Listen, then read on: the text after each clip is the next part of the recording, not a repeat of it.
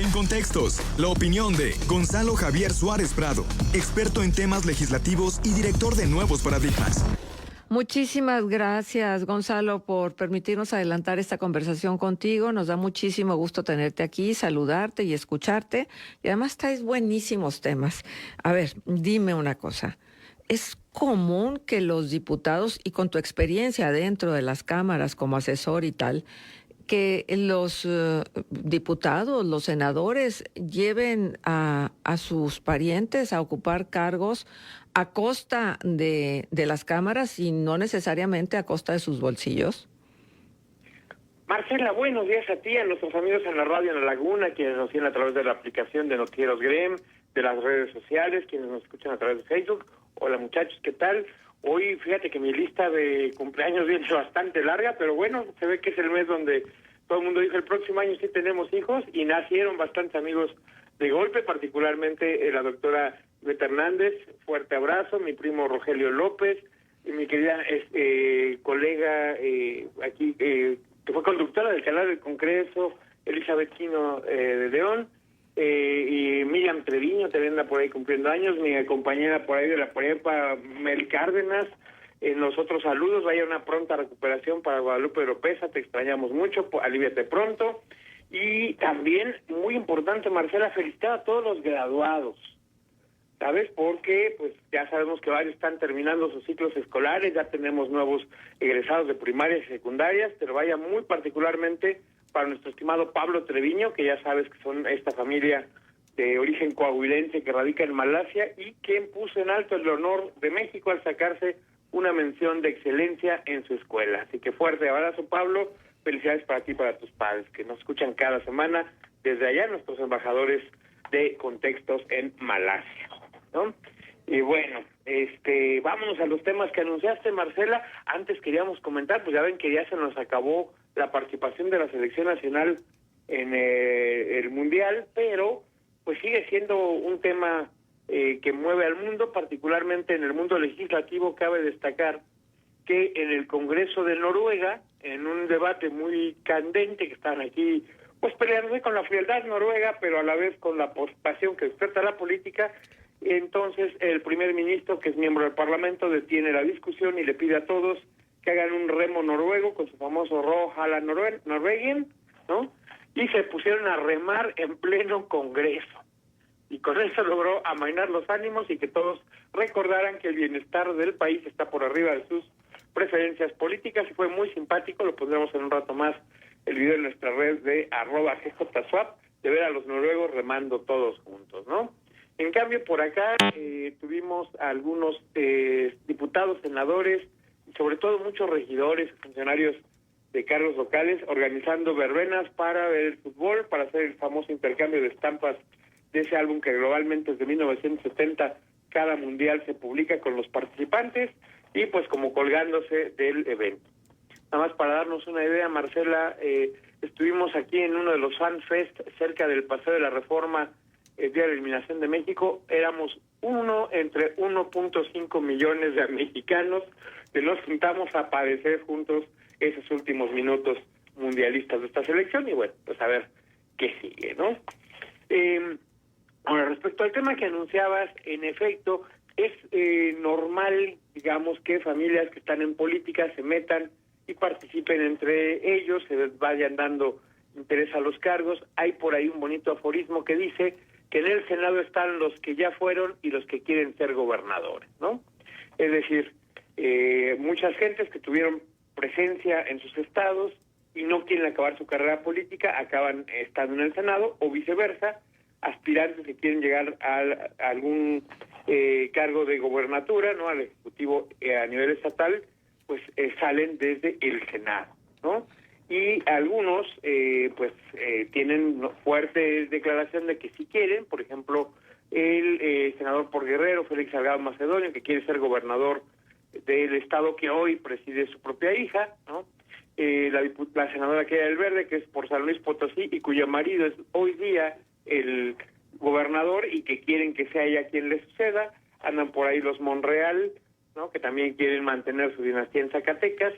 Y es decir, pues hay cierta presencia e interés de mantenerse, aunque en algunos casos, y valga ahí la aclaración, en Chihuahua pues ya dijo el Partido Verde que sí se suman a Morena a la candidatura a gobernador siempre y cuando sea Cruz Pérez Cuellar, el actual alcalde de Ciudad Juárez, y no la senadora Andrea Chávez, a quien no le consideran tener ni méritos ni experiencia suficiente para el cargo. Entonces se pone complicada ahí la sucesión dentro del Senado. Pero en particular el tema que mencionaste ocurre porque Gerardo Fernández Noroña se anunció que aquel muchacho que se interpuso entre la pelea de él con Alito Moreno, el líder del PRI, que también es legislador, que era su hijo. Bueno, trascendió esa versión, ya salieron a aclarar que no, que en realidad él lo presentó como si fuera su hijo, y más de uno le tomó el como si, dado que sea cierto, ¿no? Como que era hijo de él, que lleva otros apellidos para evitar escándalos externos, ¿no? La verdad es que no lo es, ya quedó aclarado por Leti Robles de la Rosa, la periodista que cubre la fuente legislativa para el periódico Excelsior, que sí, que varias fuentes le confirmaron eso, pero que después se aclaró que no hay tal. Pero también aclaró Leti que hay al menos 10 familiares de legisladores que están en las nóminas de la Cámara donde participa su familiar directo, ¿no? Con sueldos de hasta 132,000 pesos mensuales, es decir, ligeramente arriba del tope que recibe la Presidenta de la República, o similar a lo que reciben los legisladores de la Cámara Alta, ¿no? Entonces dices, oigan, chavos, no se vale, entiende uno que en familias de carniceros haya quien quiera seguir el oficio, en familias de médicos haya doctores de segunda o tercera generación, ya lo comentábamos alguna vez, aquí en la familia pues ya con mi hijo Fernando empezando a dar clases, estamos en la 7ª generación de maestros, ¿no? Y bueno, pues se aprende el oficio, se comparte, ¿no? Y pues cuando mi papá y mi mamá son maestros, mi hermano es maestro, yo soy maestro, pues bueno, es normal que los chicos quieran seguir ese camino, ¿no? Igual cuando alguien es político es normal que lo quiera seguir, y más porque se tiene la experiencia, las palancas, si quieres verlo así, incluso los fondos para hacerlo, pero pues lo que no se vale es que se abuse de los cargos. Y ya se sabe que cuando quieres heredar un cargo, pues en general llegas a problemas severos, ¿no? Por ejemplo, hay por ahí un exregidor morenista en Guanajuato que tuvo bien entrar a un escándalo de violencia intrafamiliar, es decir, golpeó a su esposa dentro del carro con los hijos menores presentes, y lo que agrava el caso es que la esposa también es regidora, es decir, él dejó el cargo, se lo dejó a la esposa, y pues aparentemente ella busca reelegirse cuando él quiere volver a la posición. Terminaron a los golpes, y lo notable de este caso, Marcela, es que este personaje logró un amparo para seguir su juicio en libertad, en lugar de estar preso, como ocurre con el exdirector de Pemex, que está detenido por el mismo tema, ¿no? Violencia intrafamiliar, porque hay video de él golpeando a la esposa de manera muy fuerte, y ya brincó una de sus anteriores parejas, de las 5 esposas que ha tenido, a decir que sí, que el señor es violento y que también va a ponerle una demanda en contra de Víctor, el exdirector de Pemex, ¿no? De Víctor N., por aquello, ya sabes, de la presunción de inocencia, aunque la prueba está más que clarita que lo hicieron. Y sí, Marcela, ese es el parte del problema de que se quieran pasar los cargos dentro de la familia sin pasar por los procedimientos. Ahora, Morena ya ha dicho que no va a permitir eso, entonces el Verde ya aclaró que pues en San Luis ellos van a ir como quieren, y el que no le parezca pues que no se alíe. Total, saben que con el gobierno del estado, y habiendo sido ya antes alcaldes de San Luis, y tanto el padre como el actual gobernador y demás, pues bueno, que van a seguir para adelante, ¿no? Pero es algo que no afecta a un partido, sino a varios. Es decir, está por ahí en el caso de Nuevo León, o bueno, Nuevo León, como dice, quiere presumir el actual gobernador, que quiere que su esposa sea la próxima gobernadora, a pesar de que intentaron en la elección intermedia que fuera la alcaldesa de Monterrey y no ganó la elección, ¿no? Entonces se confían mucho a que su fuerte presencia en redes sociales se vuelva un tema que de verdad atraiga a los votantes. Ya lo hizo con los votantes jóvenes en su momento cuando se eligió al actual gobernador, pero mira, insistir que sea quien la familia la que se quede, pues no ayuda a que los temas fluyan. Uh-huh. ¿No? Oye, Gonzalo, déjame preguntarte algo porque el público está participando y quiere saber. Nos dicen lo siguiente: cada diputado o senador, en este caso, tiene un equipo de trabajo, su staff mismo, que tratan de incrustar dentro de la nómina legislativa de ambas cámaras. O sea, no solo los familiares que se pueden ver, también pretenden endosar el costo del gasto de sus respectivos operadores, ya sea directamente, como comento, en las cámaras, como en otros espacios del gobierno o dependencias afines. ¿Y qué decir de los puestos de elección popular? Familiares directos, como lo menciona Gonzalo. ¿Cuánto nos cuestan los equipos operativos de 500 diputados y 120 senadores, aparte de sus familias? Bien. A ver, Marcela, esta es una buena pregunta y vámonos por partes. Paso 1. Todos los legisladores tienen un apoyo por parte de la propia Cámara, es decir, personal de carrera que está en la Cámara, entre ellos, por ejemplo, le mando también un fuerte abrazo a mi querida prima Maya Prado, que entró por ahí de la década de los 80 a finales y sigue presente en el cuerpo legislativo, ¿no? Como ha sido asesora, secretaria técnica, suben y bajan de cargos, hay diputados que los reciben porque se los dan y no los pelan, hay diputados que confían mucho en ellos por su amplia experiencia y pues se quedan por ahí mucho tiempo en el Poder Legislativo, ¿no? Estos son personal de carrera, incluye particularmente secretarias, choferes y algunos asesores que se mantienen año con año, aunque cambien los partidos, aunque cambien los diputados, que de repente se vuelven a encontrar con legisladores con los que ya estuvieron, que de repente hay legisladores que los quieren correr y los piden que por favor se los saquen porque son inútiles, porque no les caen bien, porque no cumplieron una indicación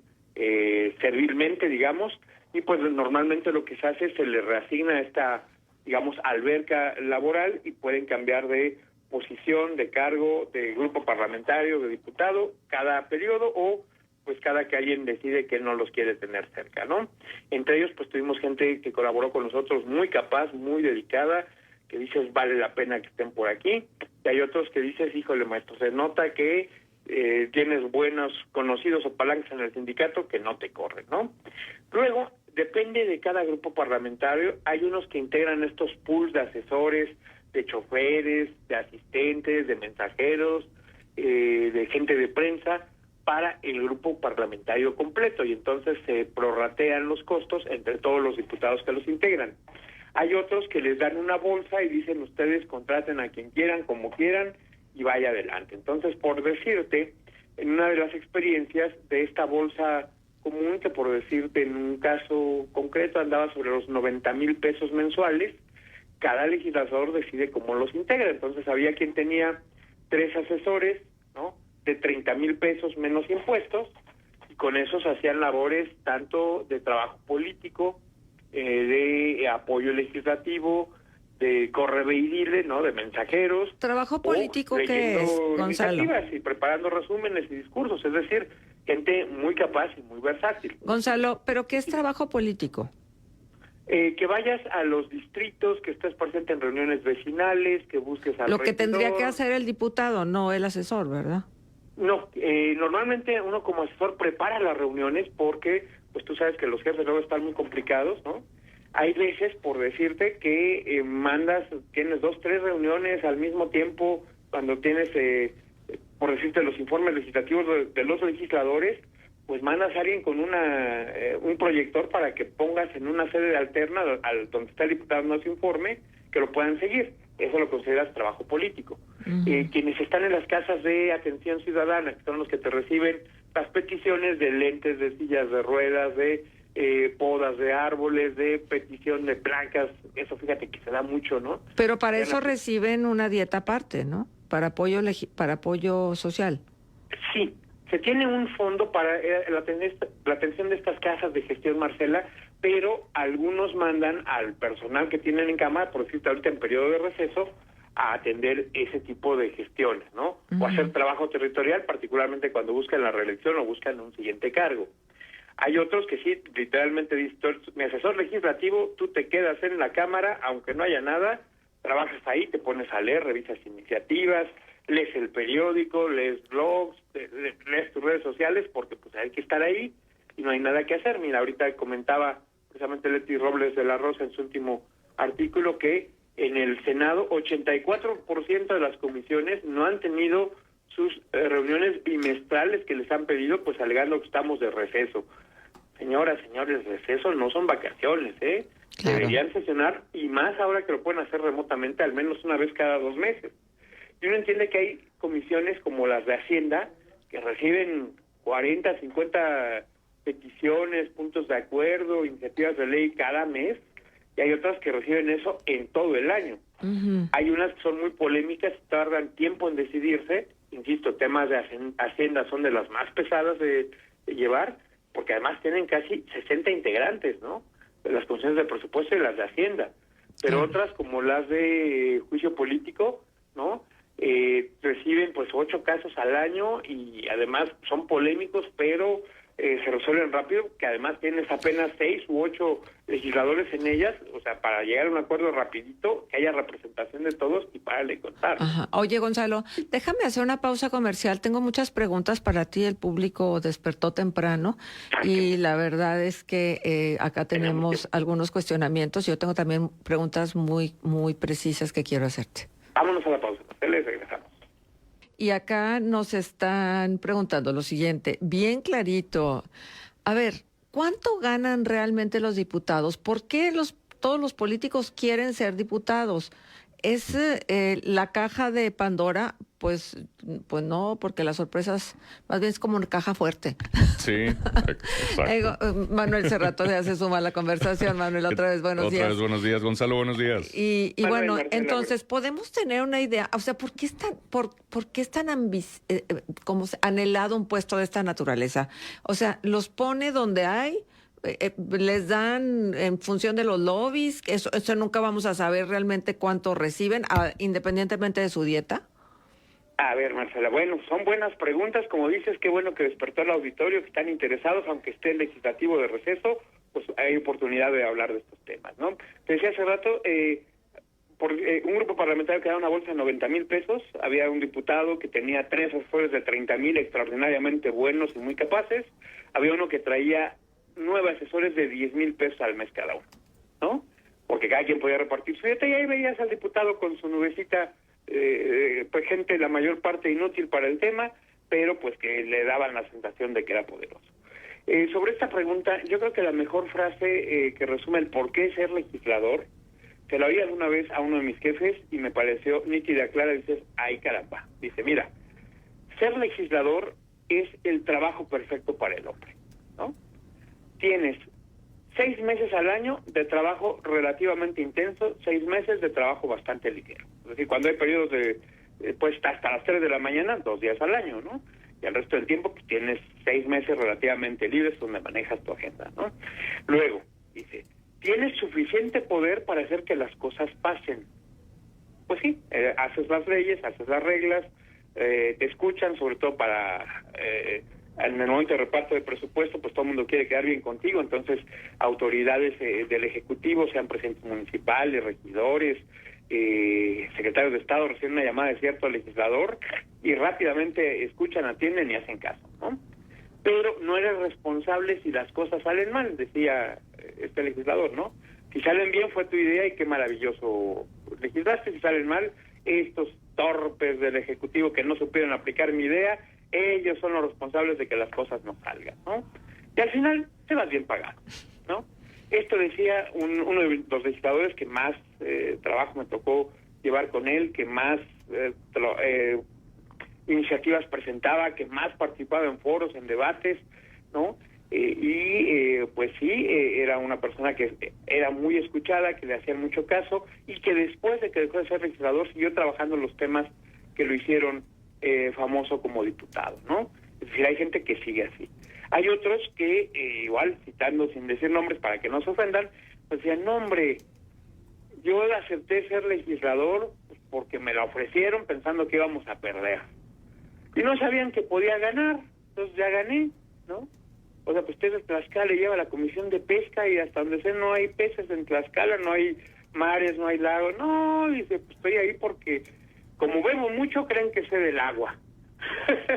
Imagínate el grado de cinismo de este muchacho. Sin embargo, y es cierto, tú lo veías en su distrito y la gente se volcaba con él, era muy querido, muy apreciado, porque, pues como efectivamente era del bando que bebía bastante, pues no faltaba a ninguna fiesta patronal, compadrado, 15 años, bodas, a todo lo que lo invitaban en todo evento social, por lo menos aparecía un ratito, y ya sabrás que la gente, ya llegó el señor diputado, vénganse a saludarlo, se tomaban las fotos, se tomaban las copas y se iba al siguiente evento, ¿no? Entonces tenía una fuerte base social y pues también ocurre.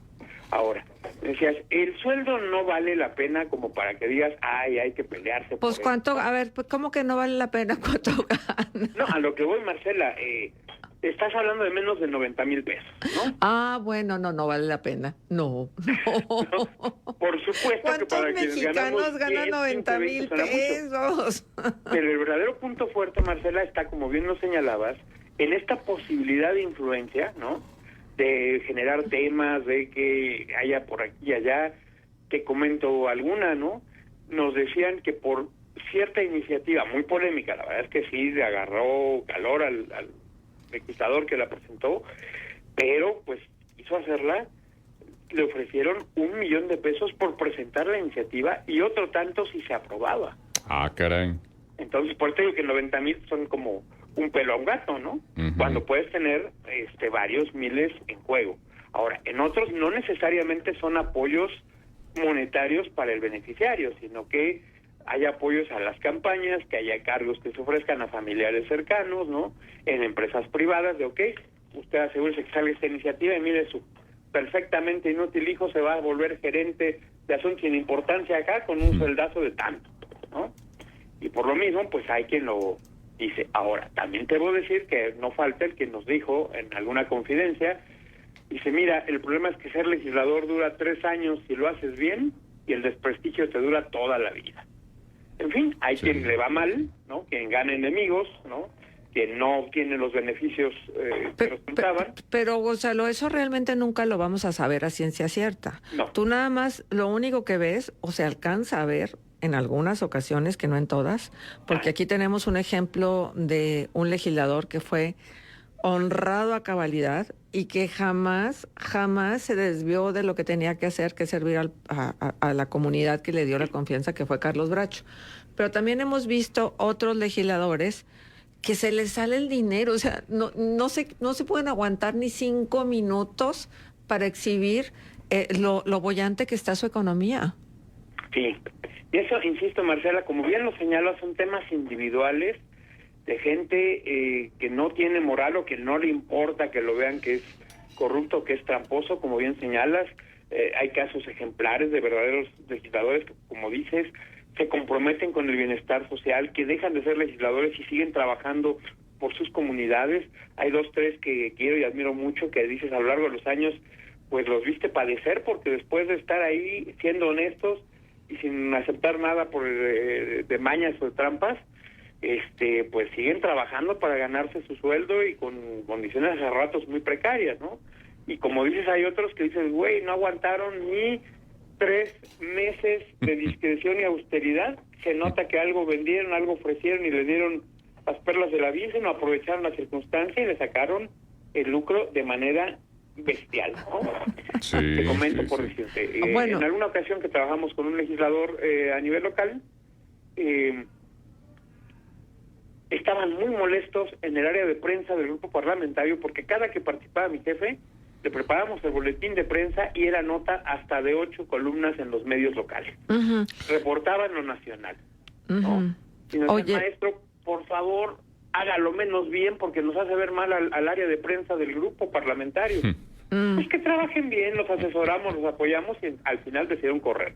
Oye, Bueno, pero entonces, ¿sí tenemos un aproximado de cuánto cuestan los equipos operativos de los 500 diputados y 120 senadores o no? Sí, Hay un y a la vez, presupuesto. un tema que varía, Marcela, insisto, depende de cada grupo parlamentario, de cada diputado. El costo es aproximadamente, si te decía, 90,000 pesos de sueldo de un diputado, cuestan alrededor de 90,000 pesos su equipo, y lo que difiere es con cuánta gente se integra. Además, hay gente que viene del grupo, de las cámaras, son personal de tiempo completo que trabajan ahí, que te insisto, se mantienen, aunque cambien las legislaturas. y hay otros que llegan y se van con sus legisladores o que llegan y se van con sus grupos parlamentarios, ¿no? Ahora, hay quien abusa de eso, insisto, hay casos, y los mencionaba Leti Robles de la Rosa, que ganan más que los senadores en el caso del Senado y que son hasta sobrinos de gobernadores, que son parientes directos del legislador actual y trabajan en la misma Cámara, lo cual eso sí es nepotismo y está mal, ¿no? Y después ya hasta 130,000 pesos una persona. La mayoría son cargos de alrededor de entre 25 y 30,000 pesos mensuales. Oye, Gonzalo, ¿y si tienen otra actividad económica? Bueno, porque sabemos que hay legisladores que vienen de distintos sectores, algunos del sector empresarial y demás. ¿Otras actividades, otros ingresos, los tienen que estar reportando constantemente o cómo es esa vigilancia? Tienen que reportar lo que ganan, tanto aquí como fuera. No tienen prohibido, a diferencia de en otros cargos. Por ejemplo, si estás en cargos ejecutivos, hay muchas restricciones de qué negocios puedes tener o no. Particularmente la regla es que no te metas en nada que participe tu empresa. Es decir, si estás en la Comisión de Energía, pues no puedes tener empresas de carbón o de electricidad, ¿no? Pero sí puedes tener tiendas de abarrotes o un local en la central de abastos, ¿no? Procurar que no tengas ese conflicto de intereses. En el Ejecutivo sí es bastante más seria la restricción, en el Legislativo es más amplia, por lo mismo de que se supone que representan al pueblo. Deben tener distintos tipos de vivencias de de fruto de sus ingresos, ¿no? De sus trabajos, pueden tener negocios.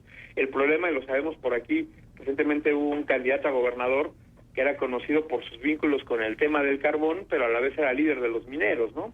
Sí. Entonces, Napoleón Gómez Urrutia, tal vez. No sabemos. Oye, Marcelo, o sea, tenía negocios en el tema, ¿no? Y a la vez era legislador y a la vez era líder sindical al mismo tiempo en las tres cosas. Sí, ¿no? caray. Y eso es lo que dice, oye, no se vale. Tienes diputados, senadores que son maestros de profesión, algunos de los más dedicados que tuvimos conocimiento, y por cierto uno aquí de la región de La Laguna, que eran líderes sindicales, pero de los que de veras se preocupan por la gente y sí trabajan y les fue bien y sacaron buenas iniciativas del tema, pero pues que dejan el cargo legislativo y regresan a la vida sindical y trabajan fuerte con ello, ¿no?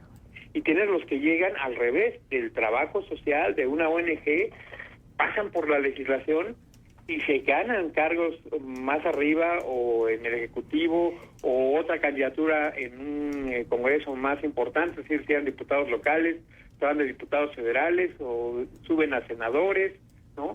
Y pues sí, es un nicho relativamente pequeño donde hay oportunidad de llegar y crecer por las buenas y por las malas, ¿no? Y hay gente como Pablo Gómez, que vivió casi 50 años de ser legislador, digamos que su segundo trabajo fuera del legislativo, que no haya sido un cargo partidista o académico, pues fue cuando lo hicieron director de la UIF, tras que había llegado a la legislatura cuando la reforma aquella que quitó la prohibición al Partido Comunista Mexicano en 1978. Y piensen que dejó el cargo pues hasta 2023, o sea, fue legislador local, federal, diputado, senador, estuvo pasando de un lado al otro y bueno, al final apenas llegó a un cargo ejecutivo, hará 2 años, ¿no? Claro. Oye, Gonzalo, dicen que te viste como Samuel García. Cuando dijo Samuel García, un sueldito de 50,000 pesos, y tú dices un sueldito 90,000 pesos, anda, pues digo, díganos dónde hay. ¿Dónde? Claro. Pero, nuevamente, Marcela, mira, hay casos que dices, no le basta para lo que dan, o sea, trabaja muchísimo más. Te decía, este diputado con el que estuve mucho tiempo, que después siguió haciendo carrera con los temas, llevaba 4 comisiones, presidía una y coordinaba un grupo parlamentario. Literalmente no le daba tiempo. Y te cuento una anécdota. En alguna ocasión me mandó a cubrirlo a un evento donde le dijeron que había 500 participantes, ¿no? Bueno, es algo pequeño, velo tú porque a mí no me va a dar tiempo y demás. Marcela, Manuel, eran 500 ponentes. Uy. En un evento que se transmitía al mismo tiempo a todo el país en 32 sedes estatales. En realidad en el foro teníamos cerca de 3,500 asistentes. Oye, ¿y cuánto duró? Las mesas de trabajo y demás. No, cuando se enteró casi me saca los ojos. Oye, güey, te robaste el escenario por ir en lugar mío. Pues tú me mandaste, jefe, ¿qué hacemos, no? Y otra anécdota del mismo. Oye, ¿cuánto duró con todos los ponentes? Fueron 3 días. Y a la vez las mesas plenarias, que eran para 3.500 en la sede principal, más las sedes estatales, esos eran como el evento grande, y eran mesas simultáneas, hasta 8 mesas en el lugar sede, y 2 o 3 en cada una sede estatal, y por eso eran tantos ponentes, pero sí fueron 3 días muy intensos y estábamos en la plenaria del primer día, ¿no? Ok. Ajá. Pero sí fue una regañada que me puso, ¿por qué no le dije que era tan importante? Maestro, aquí dijeron que eran 500 participantes, pero no 500 ponentes, ¿no? Sí. Un error de redacción. Claro. Qué cosas. Dice, pero el equipo de los diputados a veces o muchas veces es financiado por gobiernos estatales, municipales o hasta federales, según el color, porque bueno, finalmente pues ellos son los intermediarios, por ejemplo, a la hora de los presupuestos, a la hora de la definición de la ley de ingresos y egresos, y entonces pues hay que quedar bien con los diputados para que los diputados impulsen que lleguen más recursos a cada uno de los estados, ¿no? Es correcto, Marcela, y no solo eso, llegué a conocer a algún asesor de algún diputado que en realidad era parte de la nómina de las empresas que se supone que íbamos a regular, ¿no? Oye, y luego nos dicen, ¿cuántos de los 500 diputados y de los 120 senadores nunca se paran en la tribuna? De los 128, bueno. 128, alguna anécdota. En uno de los grupos parlamentarios que me tocó colaborar, la instrucción del coordinador era que todos pasaran por lo menos una vez por periodo, ¿no?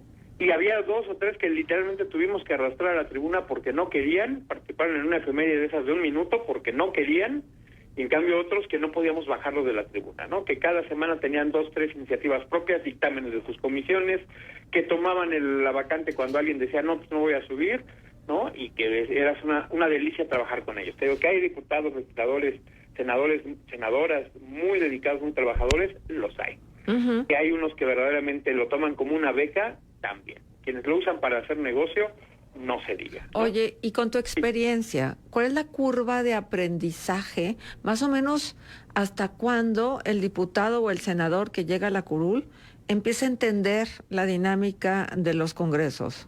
Mira, normalmente varía. Hay quien en 2 meses ya le pescó lo fundamental y se va metiendo a los detalles.